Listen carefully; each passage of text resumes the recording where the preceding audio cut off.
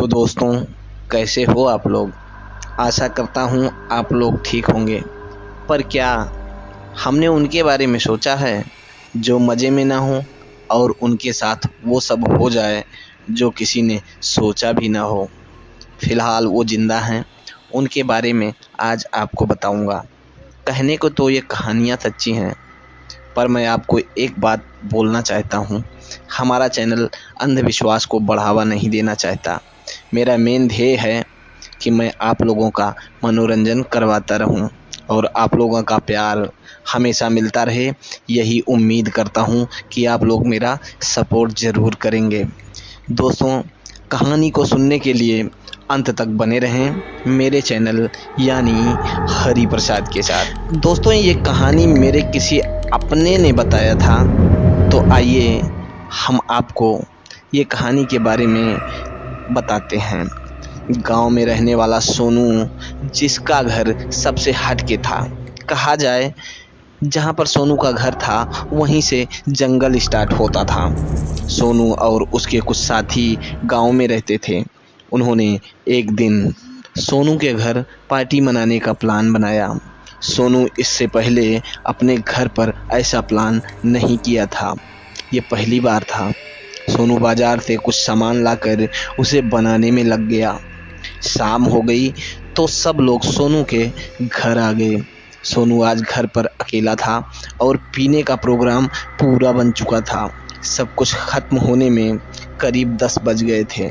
Party खत्म हुई, लेकिन जब सब लोग अपने घर जाने को उठे तो सोनू ने उन्हें वहीं सोने को कहा, तो सब कुछ न कुछ बहाना बनाकर वहां से निकल गए। अब सोनू अकेला था। नशा ज़्यादा होने से वो अपने सोने की तैयारी करने लगा और उसे बड़ी जल्दी नींद भी आ गई। 2 घंटे बाद सोनू के कान में लगातार आवाज़ आने लगी। आवाज़ बर्तनों के हिलने की थी। सोनू ने सोचा हो सकता कोई बिल्ली हो, लेकिन आवाज़ कुछ इस तरह भी आने लगी जैसे कोई खाना खा रहा हो। पर सोनू तो वहाँ अकेला सो रहा था। पर ज़्यादा डिस्टर्ब होने से सोनू ने तकिए के नीचे से टॉर्च निकाला और सोचा देखता हूँ क्या है। सोनू ने जैसे ही कढ़ाई की तरफ टॉर्च मारा तो अचानक वो डर गया और टॉर्च बंद कर दी, और वो डर के मारे कांपने लगा। पसीने से लथपथ हो गया। उसका सारा नशा उतर चुका था। लेकर भी कुछ नहीं सोच पा रहा था कि जो देखा क्या वो सच है। पर सोचने की बात यह थी कि अब आवाज़ आना बंद हो गई थी।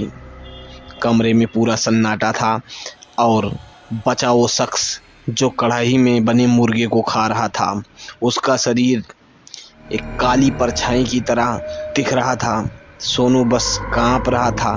थोड़ी हिम्मत जुटाकर धीरे धीरे कदमों से लाइट का बटन दबाने जाने लगा। बटन के पास पहुंचने के बाद मन में कई बार भगवान का नाम लिया और बटन पर अपनी उंगली रखी। और जैसे ही सोनू ने लाइट जलाई तो देखा वो आदमी चुपचाप वहीं पर बैठा था, पर सोनू की तरफ उसकी पीठ थी। उसने एक सेकंड पीछे मुड़कर देखा। सोनू की तो जान ही निकल गई और वो खिड़की से बाहर भाग गया। उसका चेहरा बहुत डरावना था।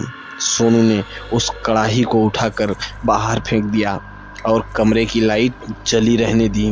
पर सोनू को रात भर नींद नहीं आई और उस आवाज़ ने उसे करीब 2 घंटे तक परेशान किया। उसे कब नींद आई उसे पता नहीं चला। दोस्तों, सोनू के साथ जो हुआ वो बेहद भयानक था। उस दिन बाद सोनू ने घर में कभी मुर्गा नहीं बनाया। दोस्तों, आप सोनू की जगह होते तो क्या करते? कमेंट में ज़रूर बताएं। कहानी अच्छी लगी हो तो चैनल को सब्सक्राइब करें और अपना प्यार दें।